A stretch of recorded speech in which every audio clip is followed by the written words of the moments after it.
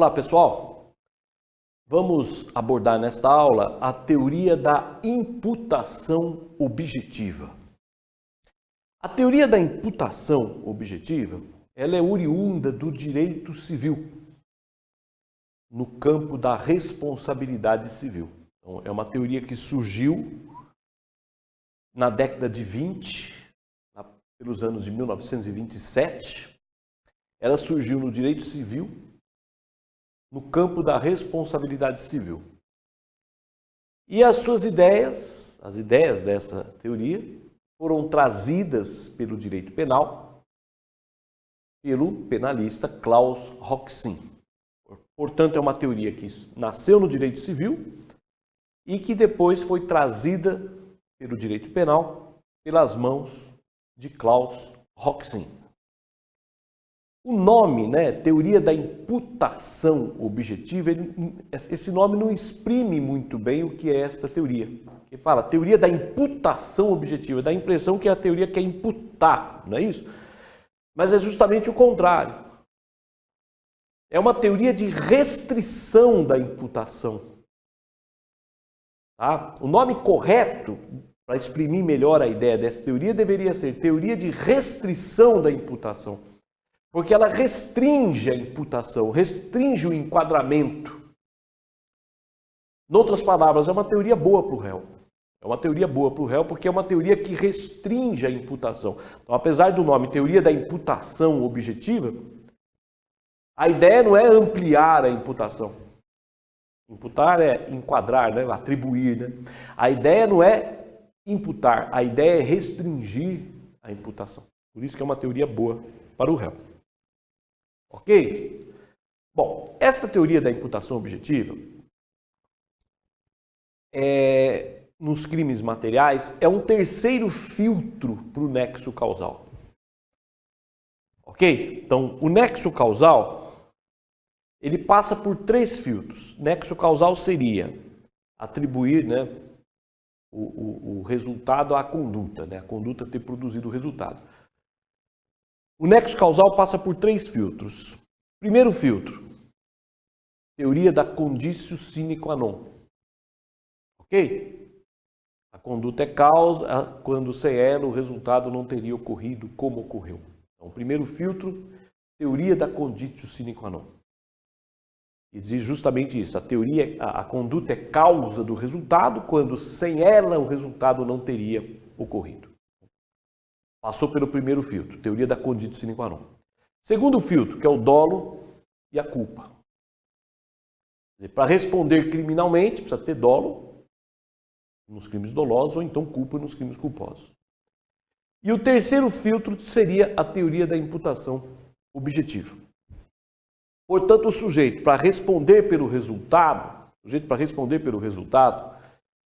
tem que passar pelos três filtros. Primeiro filtro, anota aí, teoria da conditio sine qua non. Ok? Esse é o primeiro filtro, teoria da conditio sine qua non. Segundo filtro, dolo ou culpa. Terceiro filtro, teoria da imputação objetiva. Por isso é uma teoria que restringe a imputação, restringe a imputação, porque ele é um terceiro filtro. É um terceiro filtro aí do nexo causal. Quer dizer, para responder, não basta ter dado causa nos termos da teoria da conditio sine qua non. Não basta dolo ou culpa. É preciso ainda passar pela teoria da imputação objetiva. Então, é uma teoria que restringe, reduz ainda mais a imputação. Ok? Bom, feita essa introdução, vamos entender então o que é a teoria da imputação objetiva. Bom, de acordo com a teoria da imputação objetiva, o agente só responde criminalmente mediante três requisitos cumulativos. Então, a teoria da imputação objetiva consiste no seguinte: o agente só vai responder criminalmente mediante três requisitos cumulativos. Primeiro requisito: prática de uma conduta socialmente inadequada. Vou repetir. Prática de uma conduta socialmente inadequada, isto é, proibida. Prática de uma conduta socialmente inadequada, socialmente proibida. Ou, se quiserem, prática de uma conduta que cria um risco intolerável. Então, vamos anotar esse primeiro requisito para responder criminalmente, pela teoria da imputação objetiva. Primeiro requisito: prática de uma conduta socialmente inadequada, isto é, proibida, que cria um risco intolerável. Esse é o primeiro requisito. Uma conduta socialmente inadequada, uma conduta intolerável. O segundo requisito: que o risco criado por esta conduta tenha sido a causa do resultado. Ok? Então, anotem aí. Que o risco criado por esta conduta tenha sido a causa do resultado. E o terceiro requisito: que o resultado seja abrangido pelo tipo penal. Que o resultado seja abrangido pelo tipo penal. Ok? Então, os três requisitos: conduta socialmente inadequada, intolerável, proibida. Então, o primeiro requisito é isso: conduta socialmente inadequada, intolerável. Segundo requisito: que o risco criado por esta conduta, o risco que esta conduta criou, tenha sido a causa do resultado. Esta conduta criou um risco e este risco foi a causa do resultado. E o terceiro requisito: que o resultado seja abrangido, que o resultado seja abrangido pelo tipo penal. Ok? Então nós vamos trabalhar nesses três requisitos: conduta socialmente inadequada, que o risco tenha sido a causa do resultado, que o risco dessa conduta tenha sido a causa do resultado e que o resultado seja abrangido pelo tipo penal. Bom, antes de eu avançar nesses requisitos, a natureza jurídica da teoria da imputação objetiva. A teoria da imputação objetiva situa-se no plano da tipicidade, no plano do fato típico. Se não houver imputação objetiva, o fato será atípico. Ok? Então, se não houver imputação objetiva, o fato será atípico. Ok? Então, faltando um desses requisitos, o fato será atípico. Então, a teoria da imputação objetiva situa-se no plano da tipicidade.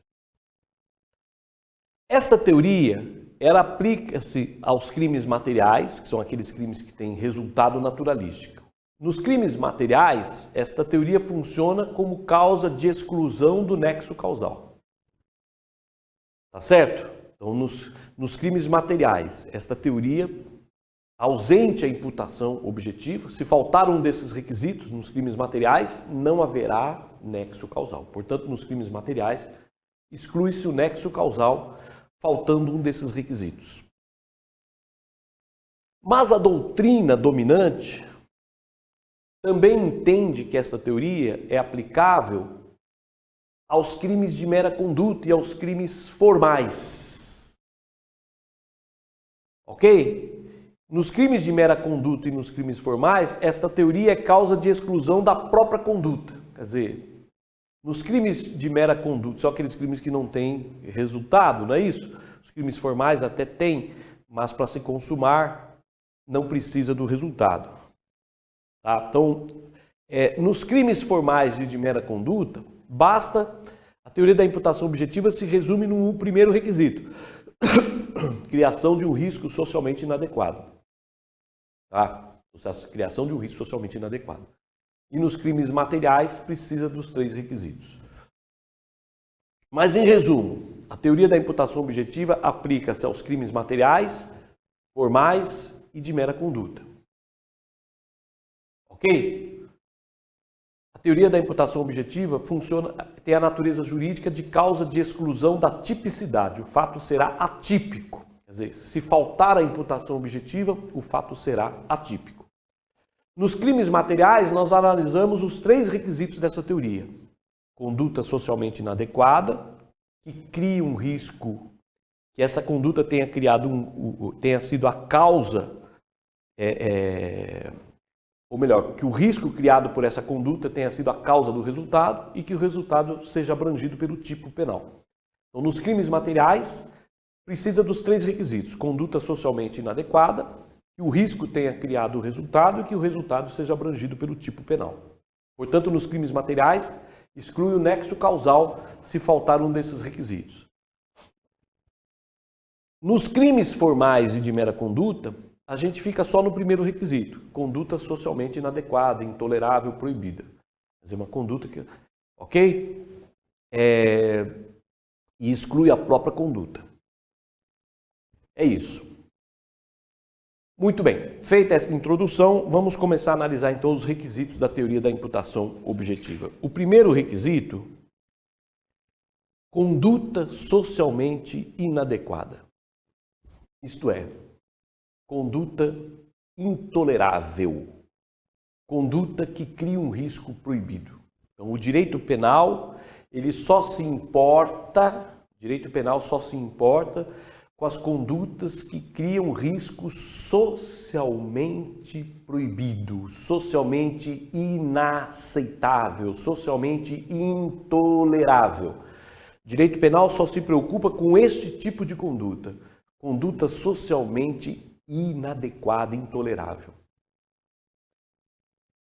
Se a conduta for permitida pelo ordenamento jurídico, se a conduta for tolerada, permitida pelo ordenamento jurídico, não há imputação, não se pode imputar, não se pode atribuir o crime, o fato ao agente.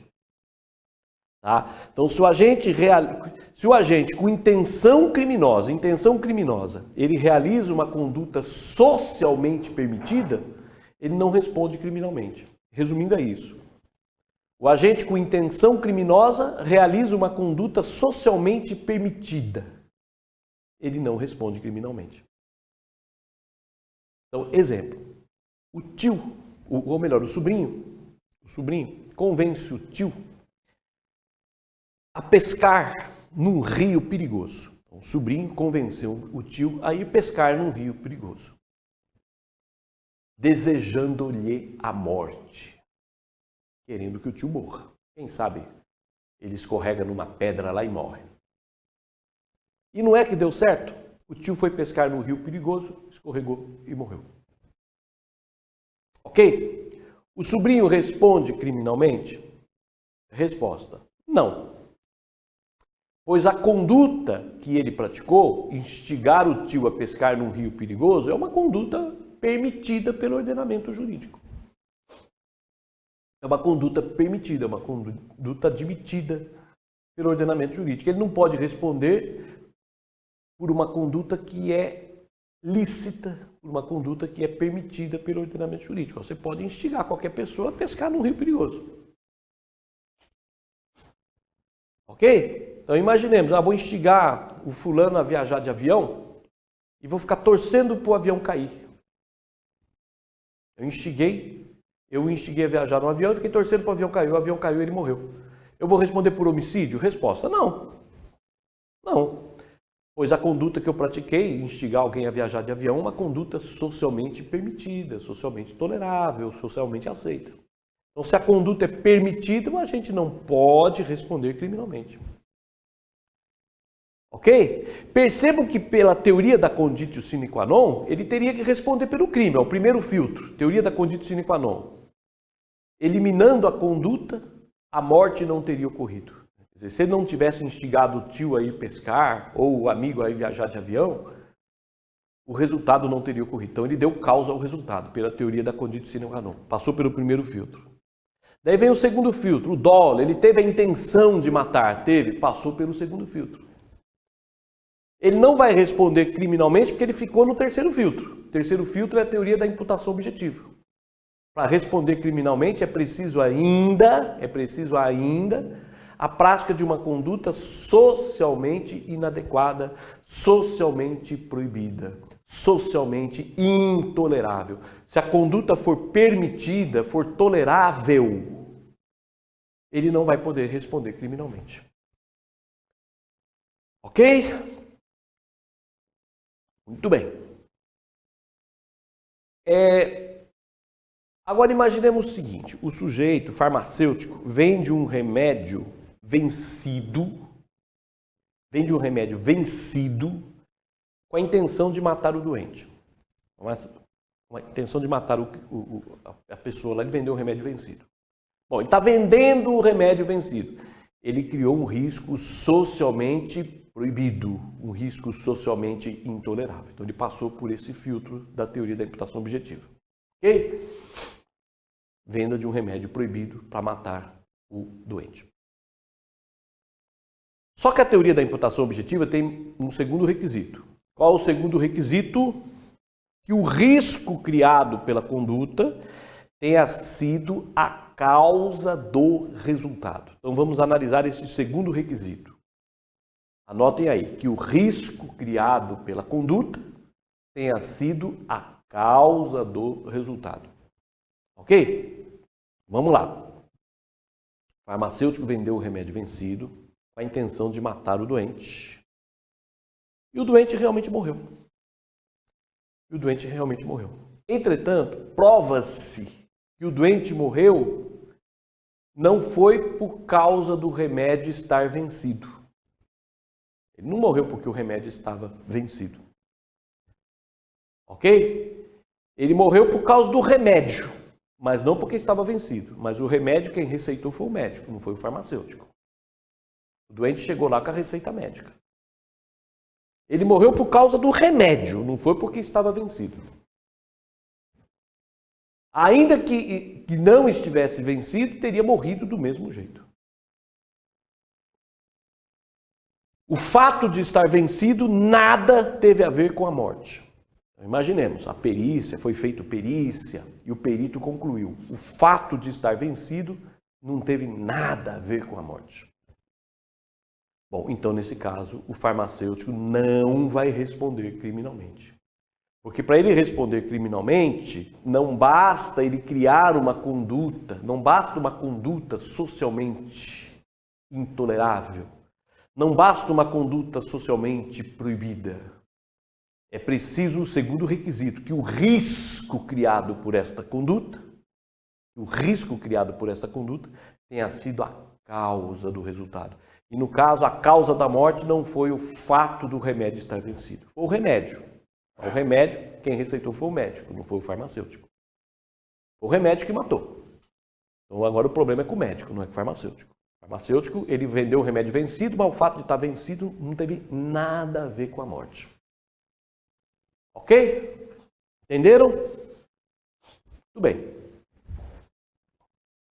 A teoria da imputação objetiva, entretanto, ela tem um terceiro requisito. Então, o primeiro requisito, conduta socialmente proibida, intolerável. Segundo requisito, que o risco criado por essa conduta tenha sido a causa do resultado. Ok? Mas tem um terceiro requisito, nos crimes materiais, né? Que o resultado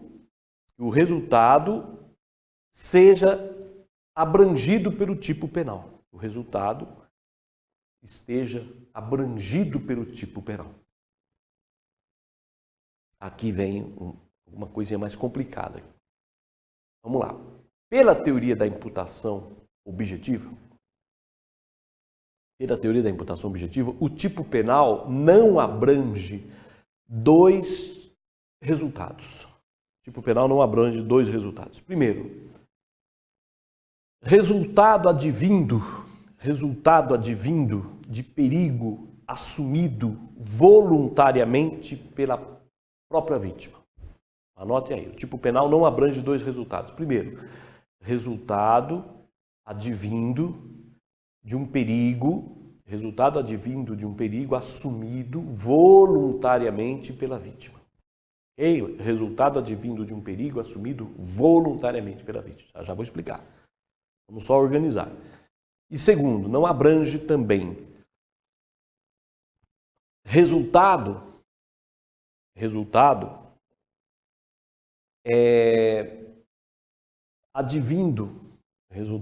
advindo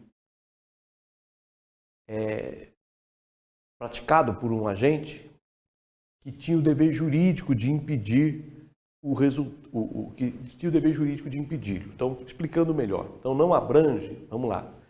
O tipo penal, nessa segunda situação, exclui o resultado quando o agente inicia a conduta, mas quem produz o resultado é uma pessoa que tinha o dever jurídico de impedi-lo. Nesse caso, o iniciador da conduta não responderá pelo resultado. Essa segunda situação é meio chatinha, tá? Então, o tipo penal, segunda hipótese, é o seguinte: exclui o resultado quando o agente inicia a conduta, mas o resultado acaba sendo produzido por quem tinha o dever jurídico de impedir o resultado. Vamos explicar essas duas situações. Tá, então, o tipo penal exclui o resultado nessas duas hipóteses. Vamos lá. Então, a primeira situação. Resultado advindo de perigo assumido voluntariamente pela própria vítima. Resultado advindo de um perigo assumido voluntariamente pela própria vítima. É o que se chama na doutrina de autocolocação da vítima em risco. Quer dizer, a própria vítima se coloca numa situação de perigo. A própria vítima se coloca numa situação de risco. Autocolocação da vítima em risco. Ok? Quando a própria vítima se coloca numa situação de perigo. Ok? Então aqui nós temos, vamos lá, imaginemos um jogador de futebol cardíaco. Ele quer jogar, mas ele tem risco de morrer. Se ele for jogar num futebol, ele tem um risco de morrer, mas ele quer jogar. Ok? Daí ele convence o médico, o técnico, a liberá-lo para o jogo. Convence o médico, o técnico, a liberá-lo para o jogo. Ok? Então ele está querendo se colocar numa situação de perigo. Ele convenceu o médico, o técnico, a liberá-lo para o jogo. E ele jogou e morreu. Nesse caso, ele se colocou numa situação de risco. Então o médico, o técnico do futebol, pela teoria da imputação objetiva, não responderia pelo resultado. Então, quando o resultado advém de uma conduta perigosa que a própria vítima quis praticar, quando a própria vítima quis praticar, a própria vítima se colocou numa situação de perigo, a própria vítima se coloca numa situação de perigo, o agente não responde pelo resultado. Então, resultado advindo de perigo assumido voluntariamente pela própria vítima. Quer dizer, a autocolocação da vítima em risco. Ok? Esse exemplo, o jogador de futebol cardíaco quer porque quer jogar. Então o médico libera, o técnico libera, e ele entra no jogo e morre. Tem um infarto lá e morre. Quer dizer, ele se autocolocou numa situação de perigo. Então, pela teoria da imputação objetiva, se a própria vítima se coloca numa situação de perigo por vontade própria, a vítima se coloca numa situação de perigo por vontade própria, o agente que permitiu isso não responderia pelo resultado. Entendeu? Esse é um tema polêmico da teoria da imputação objetiva. Tá? É um tema polêmico, tem muitos autores que discordam dessa ideia. Né? E entendem que o médico, aí, o técnico, teriam que responder criminalmente. Tá? Esse é um ponto bem polêmico da teoria da imputação objetiva. Entenderam isso? Então, quando a própria vítima se coloca numa situação de perigo, se o perigo gera algum resultado, o agente que permitiu isso, que tolerou, ele não vai responder criminalmente. Ok? Muito bem.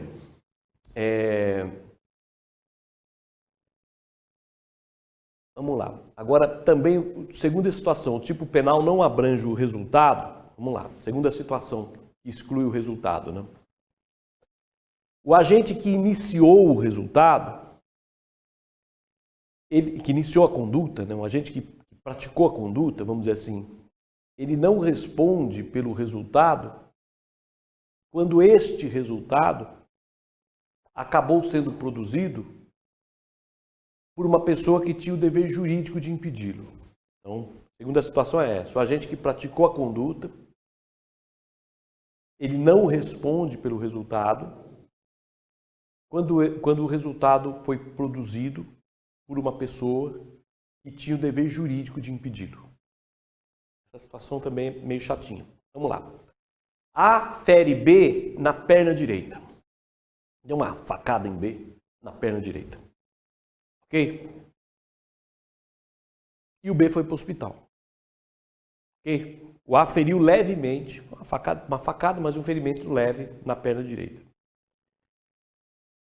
O B foi para o hospital. E o médico de plantão amputou a perna de B. Ok? Amputou a perna de B. Bom, a questão é a seguinte. O A, ele vai responder por lesão leve ou pela lesão gravíssima, né, de perda de membro. Lesão qualificada pela perda do membro, perda da perna. Entenderam a questão? A feriu B com uma facada na perna. Ferimentos leves. B foi para o hospital e o médico de plantão amputou a perna de B. Quando não precisava amputar. Ele amputou a perna de B quando não precisava amputar. A pergunta, o A, ele vai responder por lesão corporal leve, artigo 129, caput, ou ele vai responder pela lesão corporal gravíssima, 129, parágrafo 2º, inciso 3º, perda de membro. Vamos lá. Pelas teorias tradicionais, pela teoria da conditio sine qua non, o A responderia pela lesão gravíssima. Por quê? Porque eliminando a sua conduta de ferir B, B não teria perdido o membro inferior direito, não teria perdido a perna. Então, pela teoria da conditio sine qua non, o A responderia pela perda do membro, então. Pela teoria da imputação objetiva, o A vai responder por lesão leve. Ele vai responder por lesão leve. Por quê? Porque toda vez que o resultado foi produzido por uma pessoa que tinha o dever de impedi-lo, como é o caso do médico, plantonista lá, se o resultado foi produzido por uma pessoa que tinha o dever de produzi-lo, o agente que praticou a conduta não responde pelo resultado pela teoria da imputação objetiva. Pela teoria da imputação objetiva, o agente não responde pelo resultado. Quer dizer, quando o agente pratica a conduta, mas o resultado é produzido por uma pessoa que tinha o dever de impedi-lo, o agente se livra do resultado. Ele só vai responder pela lesão leve. Percebam que o Código Penal não soluciona esta questão. Tá? Porque pela teoria da conditio sine qua non, o agente responderia pela lesão gravíssima. Porque está tudo na mesma linha de desdobramento físico. A feriu B na perna direita. Então, A feriu B na perna direita. O médico amputou a perna direita. Perceba que está na mesma linha de desdobramento físico. Quer dizer, A feriu B na perna direita. Então, tem um perigo, né, de B perder essa perna. E o médico amputou a perna direita. Está tudo na mesma linha de perigo. Ok? Então, pela teoria da conditio sine qua non, pelo Código Penal, o A responderia pela lesão gravíssima, perda de membro. Ok? Porque está tudo na mesma linha de perigo. Seria diferente se o médico feriu a perna direita e o médico amputasse a perna esquerda. Daí não estaria na mesma linha de perigo. É isso. Daí o A responderia só por lesão leve na perna direita, não responderia pela perna esquerda, porque a perna esquerda é uma outra linha de perigo que foi barbeiragem do médico. Ok? Daí se aplicaria o artigo 13, parágrafo 1º, né? Uma causa superveniente que por si só produziu o resultado. Causa superveniente que por si só produziu o resultado, nós vimos. É uma causa que se situa numa nova linha de perigo.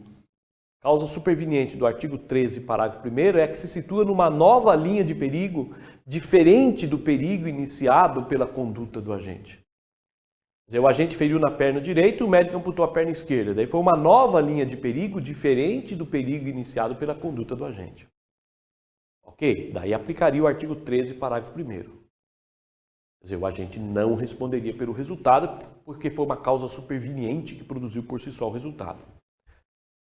Mas no exemplo que eu dei, o A feriu o B na perna direita e o médico amputou a perna direita. O erro, ele amputou a perna direita quando não precisava amputar. Então está tudo na mesma linha de perigo. Ferimentos na perna direita, amputação da perna direita. Então o artigo 13, parágrafo 1º, não é aplicado aqui, porque o artigo 13, parágrafo 1º, cuida de um perigo diferente e não do mesmo perigo. Por isso que eu disse que pelo Código Penal está tudo na mesma linha de perigo. Ferimento na perna direita, amputação da perna direita. Pelo Código Penal, o agente responderia pela lesão gravíssima. Pela teoria da imputação objetiva, o agente vai responder só por lesão leve. Porque se o resultado foi produzido por uma pessoa que tinha o dever de impedi-lo, o agente se livra do resultado. É como se tivesse escrito no Código Penal assim: o agente não responde pelo resultado. É como se isso estivesse escrito no Código Penal da seguinte forma, só para vocês entenderem. É como se estivesse escrito: o agente não responde pelo resultado. Primeiro, causa superveniente que produz por si só o resultado, que é o que já está escrito, né, no artigo 13, parágrafo 1º. E segundo, resultado praticado por quem tinha o dever jurídico de impedi-lo. Seria uma situação um pouquinho diferente. Tá? Resultado praticado por quem tinha o dever jurídico de impedi-lo. Então esta hipótese também é polêmica, porque não está escrito isso no Código Penal, né? Não está escrito isso no Código Penal, mas de qualquer maneira é uma ideia interessante. Ok? Então eis aí o que significa a teoria da imputação objetiva, tá? É um assunto um pouco complexo. Vamos falar de alguns institutos também relacionados com a teoria da imputação objetiva. 3 institutos que têm ligação com a teoria da imputação objetiva. Primeiro, cursos causais hipotéticos. Tá? O que são os cursos causais hipotéticos? Vamos lá.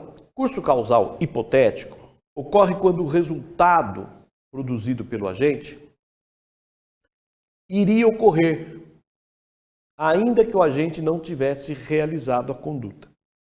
Então, curso causal hipotético. O resultado produzido pelo agente iria ocorrer, ainda que o agente não tivesse realizado a conduta. Então, imaginemos, tomba um caminhão cheio de mercadorias.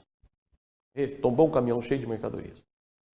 E o povo foi lá saquear, cada um pegou um pouquinho de mercadoria. E a polícia conseguiu prender em flagrante o João da Silva, que estava lá pegando também. A polícia prendeu em flagrante o João da Silva. E o João da Silva alega: olha, mas se eu não tivesse pego, outro teria pego. Se eu não tivesse subtraído, outro teria subtraído. Então, curso causal hipotético. Se o agente não tivesse realizado a conduta, ainda assim o resultado teria sido produzido. Se ele não tivesse realizado a conduta, o resultado teria se produzido da mesma forma. Entenderam? Então ele se defende dizendo: eu não dei causa ao resultado. Eu não dei causa ao resultado, porque eliminando a minha conduta, o resultado teria ocorrido da mesma forma. Se eu não tivesse furtado, outro teria furtado. Eliminando a minha conduta, o resultado teria ocorrido da mesma forma. Então, curso causal hipotético. Uma primeira corrente entende, corrente minoritária entende que nessas situações o agente não deveria responder. Ele não deveria responder, pois, eliminando a sua conduta, o resultado teria ocorrido do mesmo jeito. Então, ele não deveria responder, porque eliminando a sua conduta, o resultado teria ocorrido do mesmo jeito. Mas a posição dominante é que ele responde sim. Responde, primeiro, porque ele deu causa ao resultado. E segundo, porque ele violou a norma penal.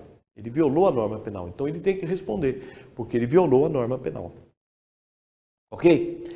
Outro exemplo de curso causal hipotético. Vocês sabem que a pena de morte é proibida, salvo em caso de guerra externa, né? No caso de guerra externa, admite-se a pena de morte.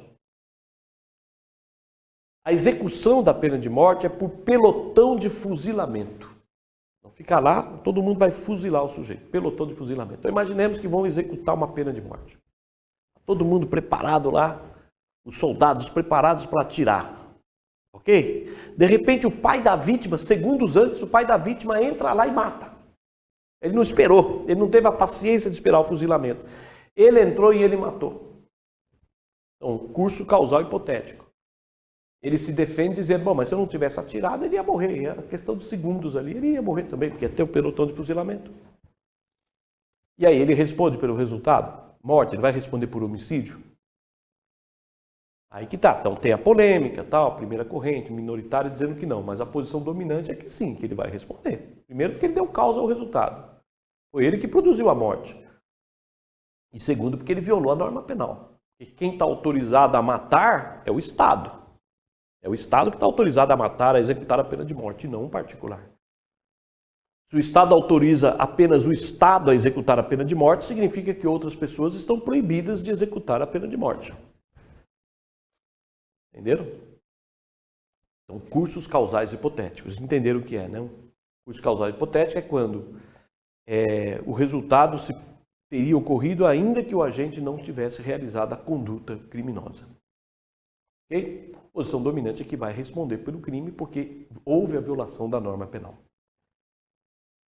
Um outro aspecto da teoria da imputação objetiva é o que se chama de ação diminuidora de risco. Ação diminuidora de risco. Ação diminuidora de risco ocorre quando o agente lesa um bem jurídico menor para preservar outro maior, sendo que ambos os bens pertencem à mesma vítima. Ele lesa um bem menor para preservar um bem maior pertencente à mesma vítima. Então imaginemos, a vítima está atravessando a rua, a pessoa está atravessando a rua e vem um carro em alta velocidade e vai atropelar a vítima. Diante disso, eu vou lá e empurro a vítima. Empurro a vítima para evitar o atropelamento. E ela caiu, se machucou, quebrou dente. Mas eu empurrei para evitar que ela fosse morta, para que ela fosse atropelada. Ok? Empurrei com tudo para ela não ser atropelada. Eu causei uma lesão corporal para salvar-lhe a vida. Então, eu lesei um bem menor, a integridade física, para preservar um bem maior, a vida da vítima. Então, ação diminuidora de risco. Nesse caso, o agente eu no caso, não responde criminalmente. O fato é atípico. Então, a ação diminuidora de risco exclui a tipicidade. O fato é atípico. É diferente de estado de necessidade. Estado de necessidade lesa um bem jurídico para preservar outro maior ou igual, mas pertencentes a vítimas diferentes. Estado de necessidade lesa um bem jurídico menor ou igual para preservar outro. Mas esses bens pertencem a vítimas diferentes. No estado de necessidade, o estado de necessidade exclui a antijuridicidade, não exclui a tipicidade, exclui a antijuridicidade. Então, ação diminuidora de risco, lesa um bem jurídico menor para salvar outro maior pertencente à mesma vítima, exclui a tipicidade. Estado de necessidade, lesa um bem jurídico menor ou igual para preservar outro maior pertencente a vítimas diferentes. Ok? Então, imaginemos o seguinte. A vítima quer se suicidar. Então, ela se jogou no meio da rua e vem um carro e o carro vai atropelá-la, porque ela vai se jogar na frente do carro. E eu estou percebendo isso. O que eu faço? Eu dou um tiro no pneu do carro para o carro parar. Isso é estado de necessidade. Eu dei um tiro no pneu do carro, eu lesei um patrimônio para salvar uma vida. Percebo, eu lesei o patrimônio de uma pessoa para salvar a vida de outra pessoa. Isso é estado de necessidade. Entenderam? Já na ação diminuidora de risco, os bens jurídicos pertencem à mesma pessoa. Ok? Então, ação diminuidora de risco. Os bens jurídicos pertencem à mesma pessoa, exclui a tipicidade. O fato é atípico. Estado de necessidade, os bens jurídicos pertencem a vítimas diferentes, pessoas diferentes, exclui a antijuridicidade. Então, nesse exemplo, eu furei o pneu do carro. O crime de dano aí, eu agi em estado de necessidade. Então, não há o crime de dano, por força do estado de necessidade. Ok? E por fim, para finalizarmos esta aula, tem a questão também da chamada troca de risco. Troca de risco ocorre quando o agente, com propósito criminoso, ele lesa um bem menor para salvar outro maior, pertencente à mesma vítima. Tá? Então, com propósito criminoso, ele lesa um bem menor para salvar outro maior, pertencente à mesma vítima. Mas ele age aqui com propósito criminoso. Então, imaginemos. Eu estou sabendo que o A vai ser morto numa emboscada. Se ele passar por aquele local lá, vão matá-lo. Ok? Estou sabendo que se ele passar por aquela ponte lá, vamos lá. Se ele chegar naquela ponte, tem 3 pessoas esperando lá para atirar nele. Estou sabendo disso.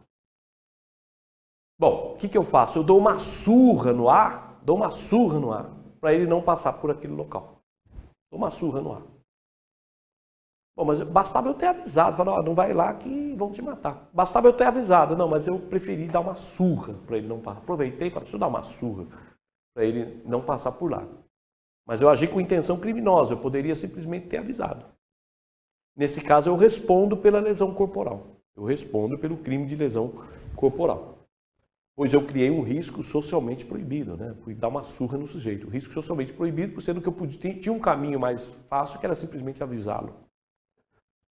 Ok? Então, troca de risco, então. O agente, com propósito criminoso, lesa um bem menor para salvar outro maior. Com propósito criminoso, lesa um bem menor para salvar outro maior. Então, lesei a integridade física para salvar a vida. Mas eu agi com propósito criminoso. Então, na troca de risco, o agente responde criminalmente. Ok? É isso aí, prezados amigos. Um forte abraço. Bons estudos.